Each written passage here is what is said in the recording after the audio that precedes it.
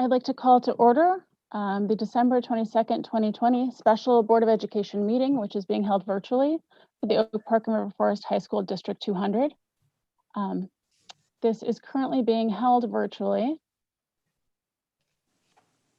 as permitted by Governor Pritzker's Executive Orders 2020-07 and 2020-33. The Oak Park and River Forest High School Board of Education, Cook County, Illinois, will convene a remote special board meeting on December 22nd, 2020. Board members, citizens, and staff may participate in the meeting virtually.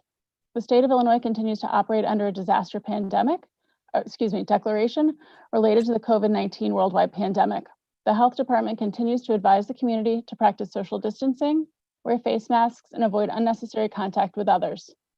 Based on the current public health concerns, I, Sarah Spivey, as head of the public body, do not believe it is either practical or prudent to hold an in-person meeting of the Board of Education on December 22nd, 2020. I further believe that it is neither practical nor prudent for the public to be present at the public body's regular meeting place. We will continue to hold a remote meeting with updated practices to comply with Public Act 101-640 that was signed by Governor Pritzker on June 12, 2020. Kale, if you could please call the roll. Mr. Kovsky? Here. Dr. Moore? Here. Mr. Barron? Here. Mr. Isley? Yes. Mr. Martieri? Here. Ms. Harris? Here. And Ms. Dixon-Spivey. Here. Thank you. All right, we are now on the public comment section. Please limit public comments concerning matters within the jurisdiction of the Board of Education to 3 minutes. This section is not intended to be a dialogue with the Board of Education. The response time to any questions will be up to 2 weeks. Please use the following link to present public comments the day of the meeting before 4:30, and they will be read into the meeting. Gail, do we have public comment? We do. We have 2 comments. Okay, if you would please proceed. Roberta Ferrante is the first one. I have lived in River Forest since 1977, and I attended OPRF graduating in 1987. I currently have a daughter who is a senior and graduating this year. I also have a son who is an 8th grader at Roosevelt. And for the first time ever, I have been second guessing sending him to OPRF. This is also the first year that more than 15 plus of his friends are all testing at Fenwick because the parents have lost faith in the high school. This is very concerning for me to say, considering I've always been a proud graduate of OPRF. Historically, I believe the administration and the board have been focused on making sure that our school remains a top school in Illinois. I have been extremely disappointed in the priorities and the direction that the school has taken over the past couple of years. Below, I would like to outline my top areas of concern. Number 1, the continued decrease in ratings. I began to evaluate the most recent 5 Essentials survey, and it reinforces my concerns. The teachers and many parents appear to have lost faith of the administration. The scores for teacher principal trust, instructional leadership, and program coherence are the lowest. I've also reviewed our ratings on greatschools.org. They only rank our diversity as 4 out of 10. How is this possible considering that has been our primary focus for several years? I was complacent after the principal left and the administration and board started moving down the tunnel vision of only focusing on equity and equality. I became concerned about the detracting of our students. My daughter has been in college, prep, honors, and AP classes at Oak Park. I have seen and heard the significant difference in the student behavior in these classes. And the fact that you feel that we can combine these show the disconnect between the administration and the teachers. I feel that we have lost focus of all the other critical components of a high achieving school. As I have listened to more of the board meetings, it has become clear that the administration has their agenda and they are not listening to the majority of the community. In the last 7+ hour board meeting, I listened to the concerns of fellow villagers with the initial ideas to cut the expenses for next year. I was just as disappointed as the board that the administration's first ideas would cut services to the students, and yet they still brought forth a request for $45,000 to renumber the school. As we move into finding a new superintendent, I would implore the board to stop focusing on the speed of finding a replacement. and instead on prioritizing this community and the students and find the right fit. This is a call to action for the community to pay attention to what's happening in our school and get out and vote in April. The success of this high school is critical to the success. That's 3 minutes, Kim. Thank That's you. it. That's it. From Jerry Dombrowski, Dear Superintendent and Board, the metrics put in place by this administration and this board just to transfer to the lame hybrid plan are unreachable. The virus would need to be almost non-existent just to have our students set foot in class for 1 day a week. There is no scientific justification to keep this school locked down. The CDC does not recommend closing schools, nor does the World Health Organization. Countries with higher infection rates are keeping schools open. What studies are all of you looking at that justify your incessant failure to educate our children? How many parents didn't even respond to your questionnaire regarding a return to the classroom? Count those parents as entirely lost and demoralized. You are losing students by the day, so you can satisfy the irrational and paranoia crowd. Ignore the nonsense. You have failed in 2020. Please do not do the same in 2021. And that's all. Thank you, Ms. Palmerton. So the next item on our agenda is our speaker for this evening, Ms. Dima Ali.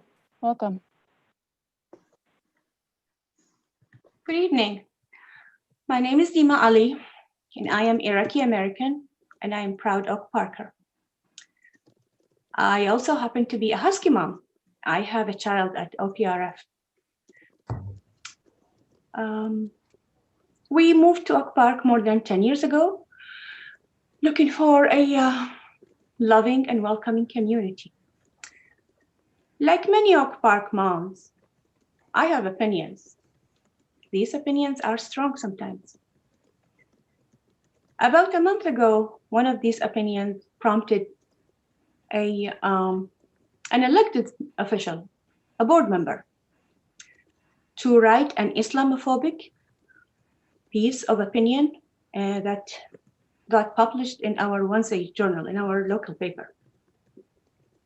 I happen to be a Muslim, for the reference.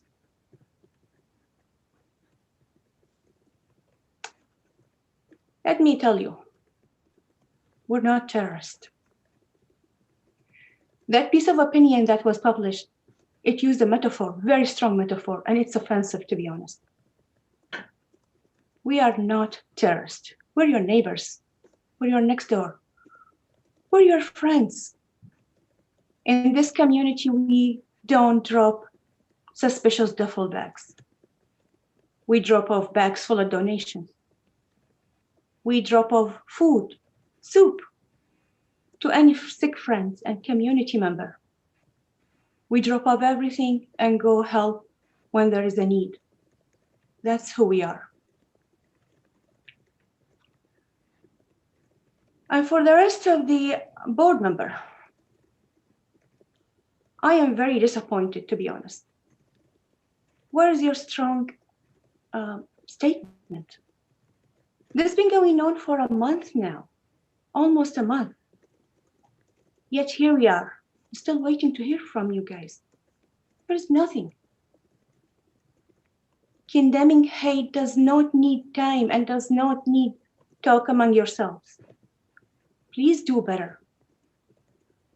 Here's a question for you. How many Muslim friends do you have?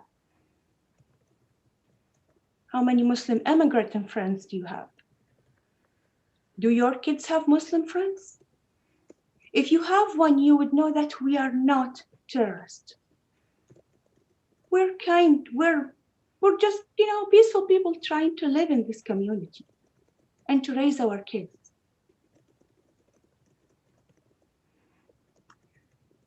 Moving forward, I have a question for you all. How are you going to heal this community? What are you going to do to make the small and the minority of Muslim students at OPRF feel safe? I don't care if it is 2, 3, 10, or just one Muslim student, just my daughter. I don't care. These kids need to be heard and need to belong. What are you gonna do to heal this community? What is the message you wanna send here? Let me be clear, this isn't about me. And I am used to this harmful language. Doesn't make it right, but this isn't about me. This is about this small minority of Muslim students at OPRF and beyond, and their parents and the community. This is about them. And for these kids, I want to tell you, you guys are loved. This is your town. You belong. I am so sorry adults failed you. But this is your town. This is for the Black, brown, LGBTQ kids, and for the disabled, and for anybody who doesn't feel welcome or fit. This is your home, and this is your country. I am so sorry you feel silenced, and I am so sorry that adult in your town, elected official, failed you. But here we are, here I am, giving a voice for the voiceless. Me and others are doing the work in this community and sending a clear message that mean adults have no place here. I call for Mr. Barron's resignation. An Islamophobic board member should not be sitting right now like this. But this is my opinion. And for the kids, you are loved and we see you. This is your community.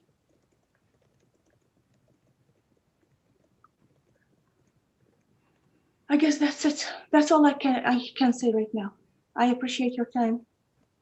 Thank you. Thank you very much.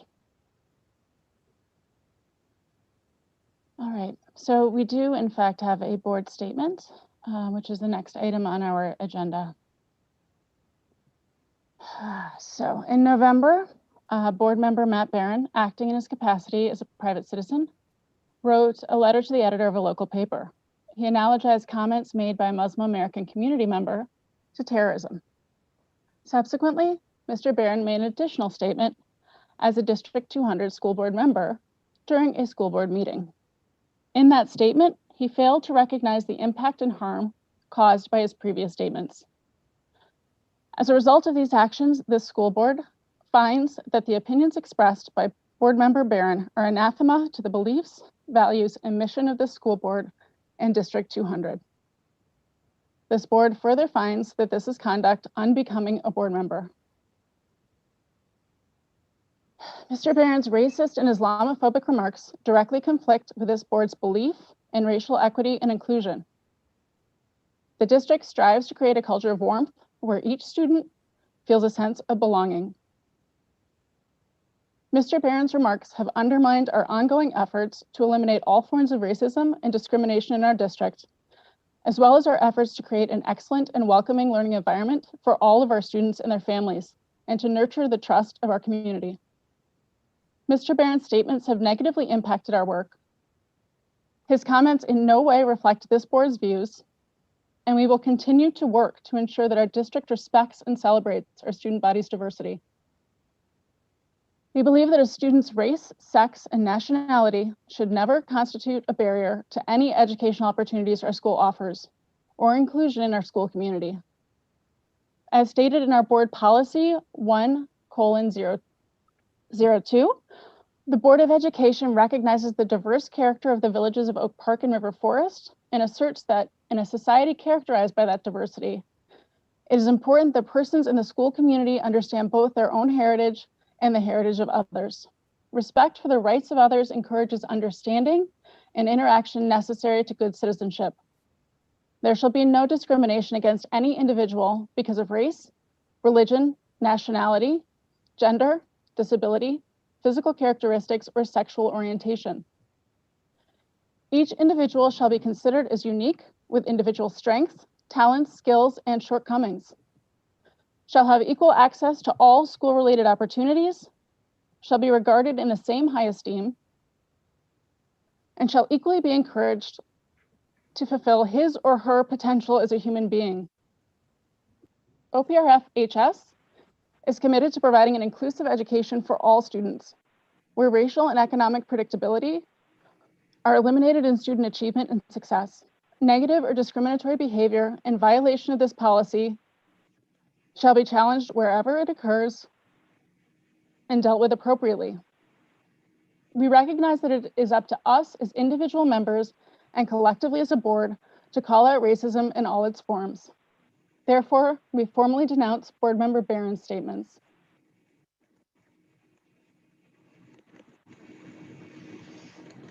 So thank you, Ms. Ali, for attending this evening.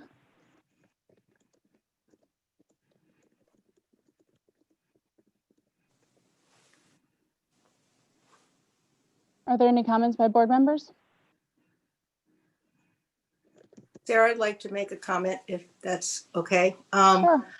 I wanted to thank you, Ms. Ali, for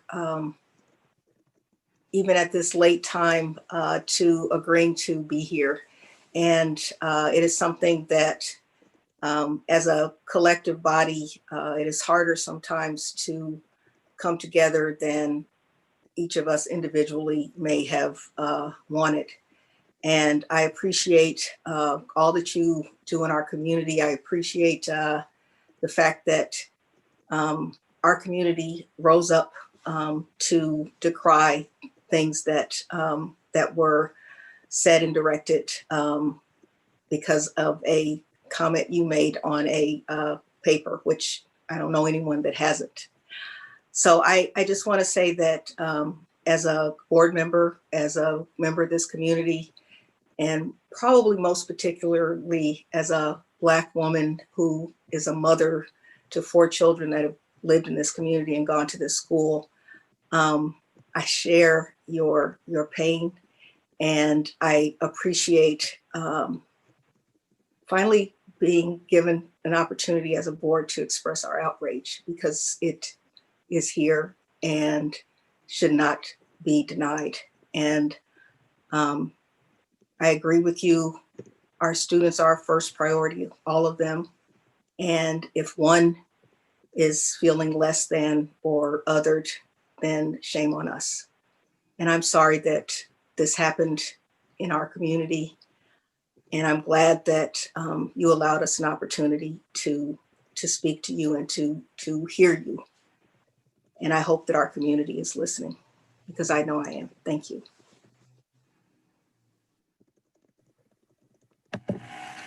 Yes, Gina. Thank you. Thank you so much, Ms. Ali, for being here this evening. I think that Jackie really summed it up, the need for us to express clearly, directly, and that what was done was wrong, and sincerely sorry that you had to experience any of that. I think that the harm to our students, one of your questions was what are we going to do about the harm? And I feel that there is a lot more harm that needs to be repaired, not only to our Muslim students, but all of our students of color and our Black students. And that the issues that we are talking about, although this was of an interpersonal nature, of interpersonal racism, I feel like our board has a commitment to the actions that would tear away and break down institutionalized racism, which all of these little insidious things feed into, which are completely and totally unacceptable. So thank you so much for coming here to express to us. Thank you for taking the time to do that. And thank you to our community for standing up and saying what needs to be said, when it needs to be said, and calling a thing a thing. And so I just appreciate you being here tonight. Thank you.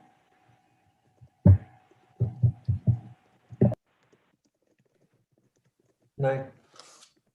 Sure, Tom. Yes, thank you for being here. This board adopted a racial equity policy. And when that was done, there was discussion that it would be tested, and we had seen it tested. And I'm sorry that it had to have been tested in this situation and that the time took so long. There have been challenges with the pandemic in terms of being able to communicate in person, and with, and just because of regards to Open Meetings Act of us being able to get together. But I am sorry that it's taken this long to get here, but our words have been put forth, and I'm sorry you've had to endure these last few weeks.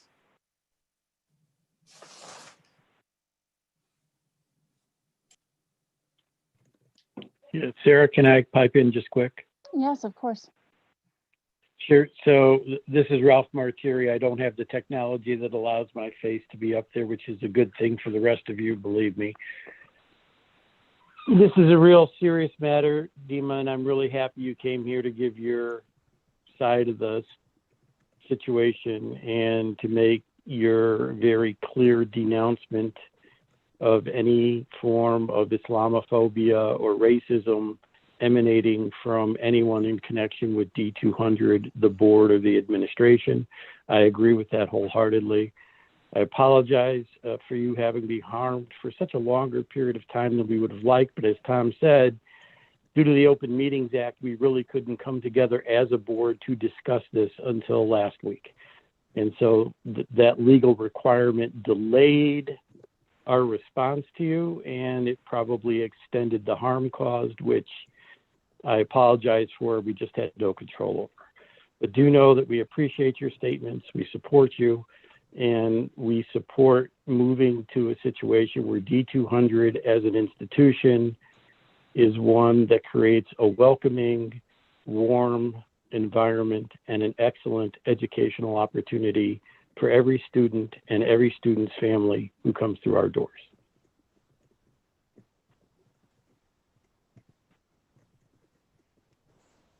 Sarah, I guess, can I, you're on mute, but I got it anyway. All right. I guess, Miss Ali, I also wanted to apologize for the length of time and apologize for the harm that was caused. It was, I think some of my other board members, wanted me as a white male in particular to express my outrage with this issue. And I'm as disappointed in us and in myself and in all of this as could be, and outraged at myself. But I'm not kind of an outraged person. I really hope that I can listen and that I can learn. And what I really want this board to take away is the fact that this happened. We need to address the systematic issues that caused it to happen. We need to learn from it. We need to work better together and be an example to our students, not what occurred. So again, I'm sorry. From my standpoint, we'll work to make this board better. Thank you. Mr. Abu-Zaid, did you want to make a comment? Yes, thank you so much. Just a very quick comment. Hello, everyone. My name is Tamer Abu-Zaid with CARE Chicago, and I've been working with Ms. Ali over the past couple of weeks. I just want to first thank Ms. Ali for her strength in coming forward today, and all the community members who called and sent letters of support and stood against this. And I want to thank the board for unequivocally condemning the comments that were made by Mr. Barron, and for standing on the side of inclusion, not hatred and bigotry. As everyone has mentioned, there have been harms done, and we will have to take actions. The board will have to take actions to repair those harms. We want to extend to you as CARE Chicago that if you need our help with anything, if you need resources, if you need anything at all, in terms of especially things affecting Muslim students or Muslim education, we are here to help, and we are here to work with you in order to support that mission and to make OPRF the inclusive school that it should be. So thank you all. Thank you so much for that generous offer. I will say this has been the lowest month as a board member that I've ever experienced, and we've had some bad times, but nothing compares to this. And so I'm so sorry that this has happened and that this is where we are, and apparently this is who we are. It's very disappointing, and I think certainly that there's significant work that we continue to need to do, but we will continue to do that. There are no other comments? All right, well, thank you so much, Ms. Ali and Mr. Abuzaid, for coming this evening. We appreciate your time. Thank you so Thank much. you all. Have Yeah. a good night. Thank We you. will.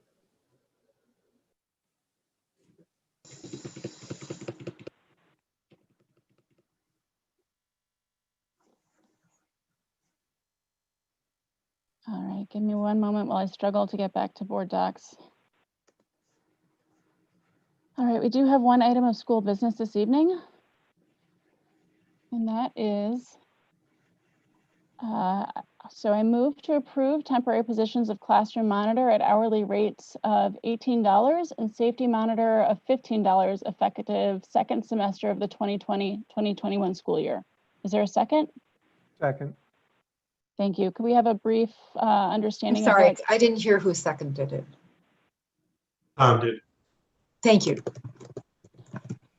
And if we could have just, I think, a brief, very brief explanation from the administration, that'd be helpful. I'm going to turn it over to Dr. Roxana Sanders, Assistant Superintendent for Human Resources, to explain this emergency request. Dr. Sanders? Thank you, Dr. Pruitt-Adams. This request is due to COVID-19 and our plans to open hybrid plan beginning in January. As you know, we have a number of teachers who qualify for remote work accommodation. So the classroom monitor position is a temporary position that would allow for the teacher who was approved for remote work accommodation to teach remotely. And that the classroom monitor will be inside the building with the students who opt in for in-person instruction. It's not an instructional position, but rather just making sure that students are staying on task. So they will help them with some basic connectivity issues, just making sure that the lesson is going smoothly. Likewise, for campus safety, we anticipate additional needs in the building, just with monitoring, making sure that everybody is safe. We'll need to monitor hallways, bathrooms. We'll need some additional help both at dismissal and in the morning when students arrive. This is with temperature checks, checking in, just making sure that everybody is safe. So we know that a lot of other school districts are approving positions like that because Illinois School Board of Education allows to have in the classroom not a certified individual. And it's an emergency ruling due to COVID. I'm happy to answer any questions.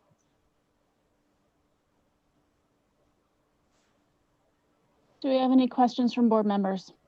Yeah, and I'm sorry if this was in the material, but about how many of these positions do we think we're going to need? I mean, a range. I know you can't guess exactly. So right now we have 55 for classroom monitors. We anticipate about 10 for safety monitors.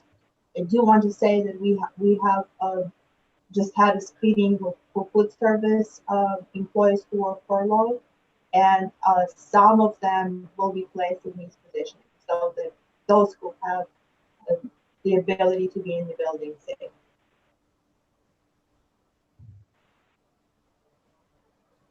Any other questions?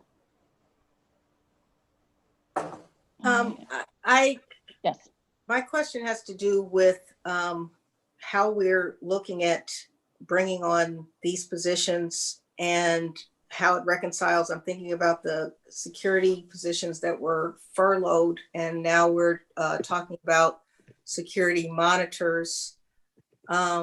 And also the classroom monitors. I'm trying to wrap my head around what the I guess impact or role that these folks will have, so that it does not become so that monitoring is about support and doesn't become something that is feels like policing. And if there are examples, I just, these are new times, but trying to imagine a classroom where the teacher is not on site. And I don't know what our TA's roles will be, but this seems like another layer. So I'm trying to just understand what it entails. This is definitely the classroom monitor. We need to have an adult in the room with the students. So, Dr. Sanders, could you speak up just a little louder? yes, absolutely. So the teacher will be remote, and the classroom monitor will be inside the classroom with those students who chose to be on site. So it's definitely not policing, but just helping students, making sure that they follow the lesson, that they have everything that they need to be successful, to successfully follow the instruction provided by the remote teacher. That's for the classroom monitor position.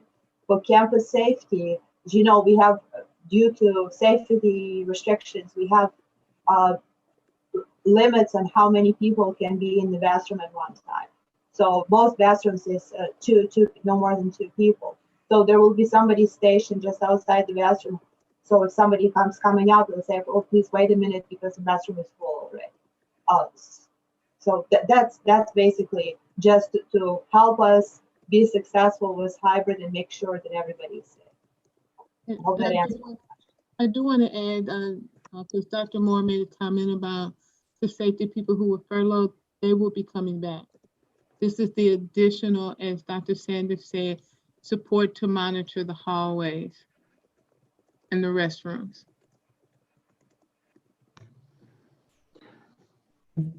Any other questions from board members?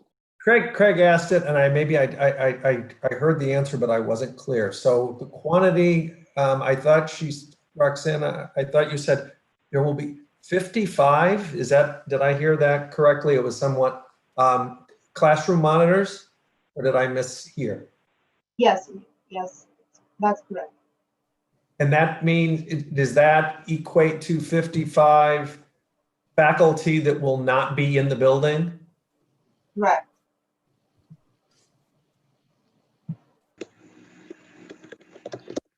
Roxana, what percentage of our total faculty is 55? It's about 25.